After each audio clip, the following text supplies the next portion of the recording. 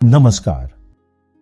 20 जुलाई से देश का संसद का नया सत्र शुरू हो रहा है और साथ साथ ये महत्वपूर्ण इसलिए है कि देश का हाईटेक संसद भवन में ये पहला लोकसभा का सत्र शुरू होगा। 20 जुलाई से यह सत्र आरंभ होकर 11 अगस्त तक चलेगा। 17 दिन का इस बार की कार्यक्रमोनिका में देश की जनता से जुड़े कोई कानून बन सकता है जो पहले अध्यादेश के रूप में पारित हो गया था। लोकसभा सचिवालय ने एक बुलेटिन में ये जानकारी दी है और सरकार ने भी सर्वदलीय बैठक में 31 विधेयक सूची सौंपी। खबर के अनुसार लिस्ट में कोई प्रस्तावित बिल है, लेकिन इसमें यूसीसी यानी एकीकृत नागरिक संहिता का कोई जिक्र नहीं किया गया है, लेकिन इसका चर्चा होने का मौका है। इस सूची में सबसे जो प्रमुख और चर्चित बिल है उसका का एक अवलोकन। सबसे पहले नाम है the government national capital territory of Delhi amendments. Bill 2023 Delhi में ट्रांसफर और पोस्टिंग के लेके जो खोलबली मचा था, इस बिल का संबंध उसी से है। सरकार राष्ट्रीय राजधानी क्षेत्र दिल्ली संशोधन विधेयक 2023 तहत दिल्ली सरकार सीएनसीटीडी एक्ट 1991 में इस बिल के कारण दिल्ली सरकार के पास ट्रांसफर और पोस्टिंग का अधिकार नहीं रहेगा। दिल्ली के अधिकारी का ट्रांसफर, पोस्टिंग और अधिकारी का खिलाफ मिलने वाला शिकायत के समाधान के लिए एक प्राधिकरण बनेगा जिसका नाम होगा national capital civil services authority NCCSA। इसका अध्यक्ष होंगे दिल्ली के मुख्यमंत्री, प्रधान सचिव होंगे, गृह सचिव दिल्ली के मुख्य सचिव सदस्य होंगे, 2/3 बहुमत केंद्र का होगा और अंतिम फैसला दिल्ली का गवर्नर का होगा। अगला और दिलचस्पी बिल जो कानून बन सकता है, digital personal data protection bill 2023। इस बिल का मुख्य मुद्दा है हमारे और आपके सारे डेटा डिजिटल युग में कहीं ना कहीं दर्ज हो रहे हैं। फेसबुक, ट्विटर, इंस्टाग्राम समेत इंटरनेट में आप जो खोज करते हैं कि KYC सरकारी दफ्तर आदि में दिया गया जानकारी या आधार कार्ड, पासपोर्ट, ये सब कहीं ना कहीं दर्ज हो रहा है। इसका अलावा आपका फोन का जो कैमरे है वह आपको देख सकता है, सुन सकता है और बता भी सकता है कि वह व्यक्ति क्या देख और सुन रहा है और उसका इस्तेमाल करने वाला का क्या प्रवृत्ति है।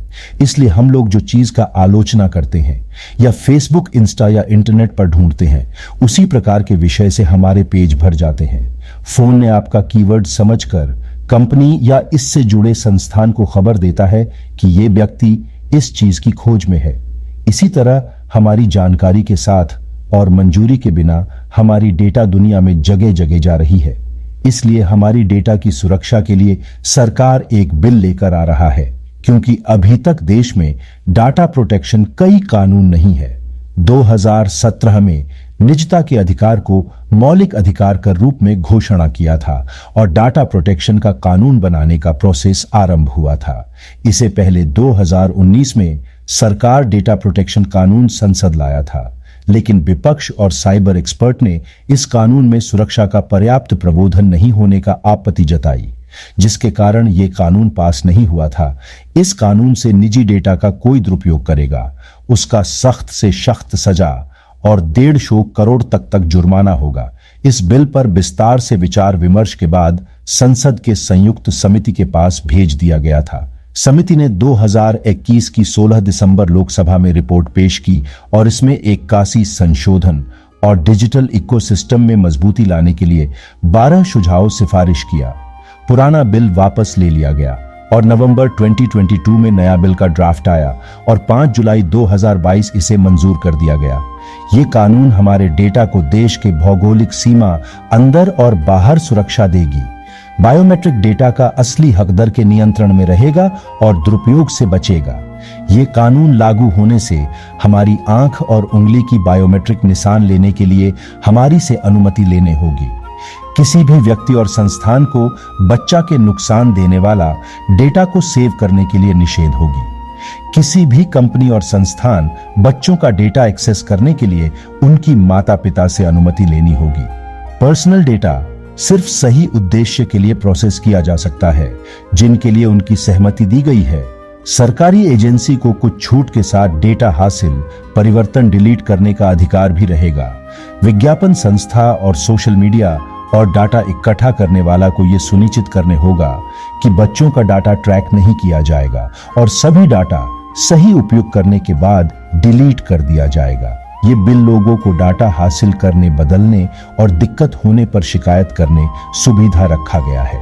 देश की सुरक्षा, सार्वजनिक उद्देश्य, आपराधिक मामला इत्यादि में डाटा डिलीट करने का भी सरकारी एजेंसी को अथॉरिटी दी गई है। ये बिल एक डाटा प्रोटेक्शन बोर्ड की गठन की सुझाव दी रही है। अगर डेटा का कोई गलत इस्तेमाल हुआ या बिल का प्रावधान का उल्लंघन हुआ तो इस बोर्ड सुनवाई करेगा। तीसरा, बिल जन विश्वास प्रबोधन में संशोधन बिल 2022। इस कानून के द्वारा 42 कानूनों से 183 अपराध को अपराध की कैटेगरी से हटाना और देश में जीवन और व्यापार को आसान करना, क्योंकि देश में आपराधिक मामला बढ़ रहा है और निष्पोतीकरण के अनुपात घट रहा है।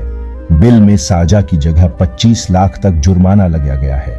अगला bill drug and cosmetic act 1940। इस बिल में 80 साल पुराना ड्रग्स एंड कॉस्मेटिक एक्ट 1940 में अपडेट किया गया है। फार्मास्यूटिकल सेक्टर मेडिसिन चिकित्सा उपचार के लिए शासक गुणवत्ता का अपडेट, आयात निर्यात विनियमन और प्रभावशीलता में सुधार लाया गया है। नया दावा का क्लिनिकल ट्रायल फार्मेसी को रेगुलेट करना आदि है। इसका उपरांत यूसीसी का चर्चा के लिए हमें थोड़ा सत्र पूरा होने तक का इंतजार करना पड़ेगा। सत्ता पक्ष और विपक्ष की बेहस्त सहमति और सही निर्णय के साथ जनता उम्मीद की किरण जुड़ा हुआ है।